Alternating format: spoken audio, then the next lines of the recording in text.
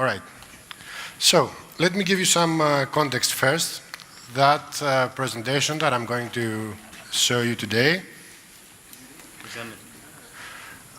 originally happened about a year ago in our local Node.js meetup.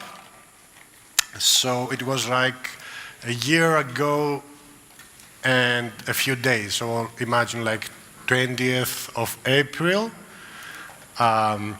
The meetup was for 30th of April, and then on the 15th of May, we had the first DEVit conference happening.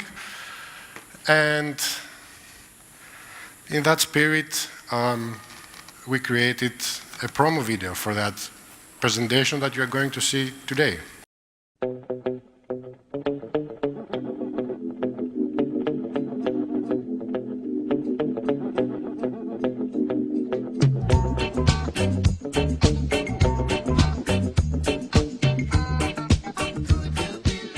Γεια σας και πάλι, έχουμε ακόμα ένα Node.js, πιθανότατα θα είναι το τελευταίο πριν το καλοκαίρι, έξω και η αμφίεση, ετοιμαζόμαστε για πάλια. Στον Μάιο έχουμε το DEVit, αν δεν το ξέρετε μπείτε τώρα, γράψτε DEVit στο Google, κλείστε εισιτήριο, σας αφορά, είναι για τους developers, είπα γράψτε το. Σε αυτό το Node Meetup έχουμε JavaScript 101, τα βασικά της JavaScript, εντάξει. Θα σας πούμε πώς θα κάνετε αφαιρέσεις, πώς θα κάνετε προσθέσεις, πώς θα κάνετε προτοσιασμούς και κάτι ψηλά εκεί πέρα με boolean operators στα δύσκολα της JavaScript και τα περίεργα. Όλα αυτά από τον πανέμορφο in residence. Τέλεια. Μετά θα πούμε ένα λίγο πιο προχωρημένο topic, πώς μπορείτε να ανεβάσετε όλα τα assets του website σας. Τα assets θα μου πείτε. Φωτογραφίες, CSS, JavaScript, όλα αυτά είναι assets. Πώς μπορείτε λοιπόν όλα αυτά να τα στείλετε κατευθείαν στο cloud, στο S3, στο CDN σας. Με πάρα πολύ καλό cache blasting. Και ποιος θα σας το παρουσιάσει αυτό? Ο υποφαινόμενος φυσικά. Οπότε λοιπόν μην το χάσετε. Το επόμενο Node.js είναι την ερχόμενη Πέμπτη, 30 Απριλίου, 7 η ώρα, στο Tech Ministry. Θα σας δω όλους εκεί.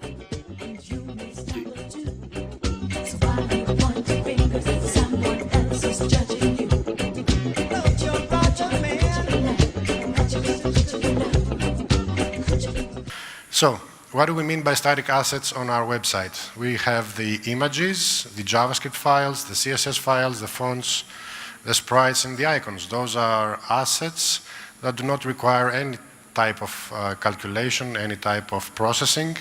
So, we typically call them static assets, and we try to serve them outside of our application server.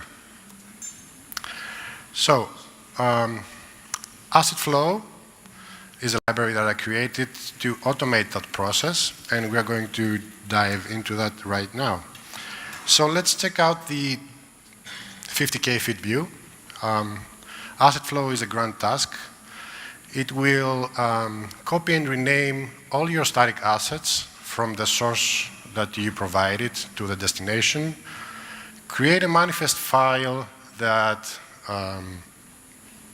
lists and indexes all of those files, and then it will upload them to S3. So let's dive into the copy and rename task. What the copy and rename task does is scan all the defined assets in the path that you have provided. For every asset, it's going to generate an MD5 signature, and then using that, it's going to create a manifest.json file that includes all of the assets along with their MD5. If a manifest is already in place because of a previous build operation, then it will just do comparisons and check if anything has changed. Now, the newly copied assets will include a part of that hash in their name. So, for instance, if we have our master output file app.js, during the copy operation, that file is going to be renamed into app dash a part of that MD5 hash. Once that is done, and we have copied all our assets in a temporary directory, we have the upload to S3 task. And what happens then is, based on the manifest JSON, it will perform head MD5 comparisons with S3 so as to understand if that asset that it needs to upload has changed from the one that we use on S3. So it will only upload any assets that have been updated or the new ones. It will not do the whole website again. So this is the way to work with AssetFlow from your Node.js application. What you need to do is define the location of the manifest file. And that will allow the library to then properly translate all the required assets in the way that we will see right away. So we basically populate the function asset to the locals so that we can easily invoke it within our templates. So as you can see here, in the second line, we have an href that equals to an asset and the location of the asset within our local development directory.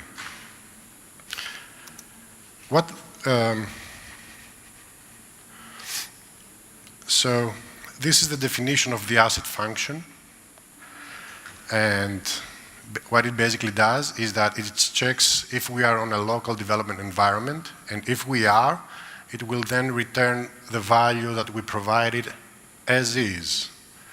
If we are not on a development environment, we are in production, then it will return the proper path to the file name so it can be located. I know you need to see an example to understand what I'm talking about. So, the first line is how we declare the asset in our templates. The second line is what happens when we are in production, how this asset, there we go, how this string and this whole function gets translated to. So in production, that will get translated to the full URL of our S3, and the hash here. While in development, the template will actually render with a direct file so it can be fetched from our local disk. And of course, by having this kind of hash, and when we update that file, that main CSS file, the new main CSS file is going to have a new hash, thus implementing a very low-level cache busting because we basically changed the name of the file name. And therefore, we can freely set an infinite timeout on S3 because we no longer depend on that specific way of time-outing our assets, because our new asset will have a new name and we don't care about the old ones.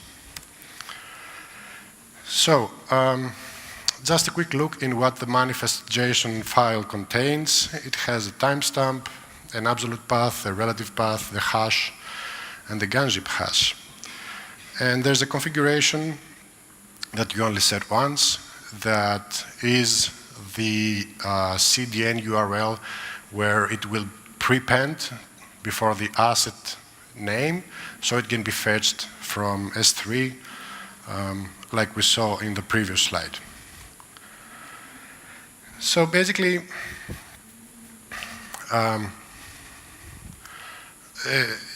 it's a pretty straightforward way in regards to how you can mark all your static assets within your templates. But there are some cases where a replacement operation needs to happen because we are in a pre-processor environment like SAS. For that specific use case, we have implemented the __asset function within the SAS. And what that does is that we then take all your SAS files, statically analyze them, and replace that string with the proper URL that points to our CDN and the specific file right there along with the hash. Well, on development, it does exactly the same as you would expect, so that the local file from your disk would be required. So this is named the assets replace task, and it's a static analyzer. It gets all our SAS files, creates new SAS files by replacing this keyword here. And after that is done, the replacing process, we run it through the SAS preprocessor as we would normally do. So, what do we gain out of that, out of having our assets uniquely named on our S3 and every new revision of our file being a new actual file name? What we actually gain by doing that, so suppose you have a full website on Node.js, or you could be Ruby or any other language, and you are serving the static files from your web server. So if your web page requires like 20 assets, 12 images, fonts, CSS, JavaScript, that's 20 hits that your web server will get. But if you have those assets on S3, on a CDN, your web application will only get a single hit, and all the other static assets are going to be required from your CDN.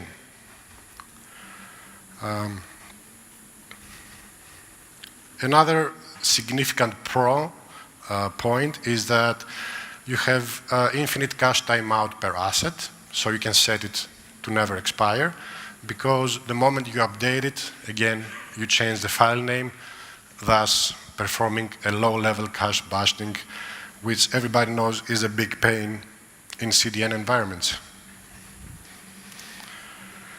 The bad parts is that it has an elaborate setup.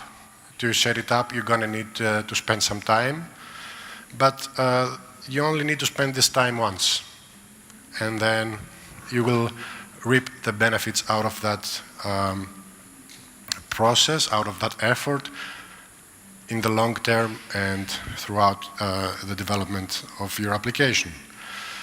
One other bad aspect of the library is that, of course, it takes more time to build your application. And there's no support for all languages, but that's up to you if you care for your specific platform to implement it. It's simply just an operation of reading that JSON file and translating to whatever operation needs to be translated in your platform. I told you it was short.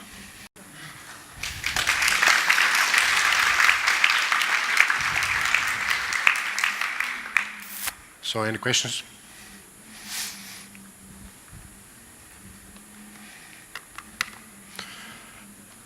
Yes. We need a mic. Wait a moment. How long does it take me to grow that beard? Yeah. Not very long, actually. A few months. I've been trimming it. Any more relevant questions? So again, I've been using this AssetFlow, me and a few other people on the internet, on production for quite a few years now. This is, as a matter of fact, is about 3 to 4 years technology. And there are real benefits to this, as typically when you start up your server application, you have all your static assets within that application server, and that can be really costly. By installing AssetFlow, you automate the process of uploading all your static assets to your favorite endpoint, CDN, S3, whatever, on the cloud. So you can not have as many hits on your application server. That's all from me. Thank you very much. There is a question there. Okay. Simple question. Could you tell us a bit more about AssetFlow? I mean, who wrote it, when, I wrote it as a contracting job for Verblink, and that's why it's on the Verblink organization. Verblink is a Y Combinator alumni. They do foreign language learning between different people in different parts of the world. And they came to me with a problem. The problem description was exactly that. Hey, we have 50 static assets that our web server serves, and we don't want them to be served from our web server. Please do something for us. And as a result, I implemented AssetFlow to solve that problem. And yeah, that's the flow that's how it works. That's you take all the static assets, produce MD5 hashes out of them, save them as new files along with their MD5 hash, so they have a unique file name based on each change and update, and then they are uploaded to S3, and all the templates and the reference points are updated via AssetFlow, so as to your production application will point to the right address. I see, thanks. What if I have a static CSS file, so I don't have SAS, and I can't use a function? I have a static CSS file linking to the assets. That's the part where the asset replace task comes in. So you can really view that as a CSS file. Doesn't have to be a SAS. That's what you would write in a CSS file. You would run the asset replace task, and it would output a new CSS file with that line here replaced by the actual expected URL within your CSS.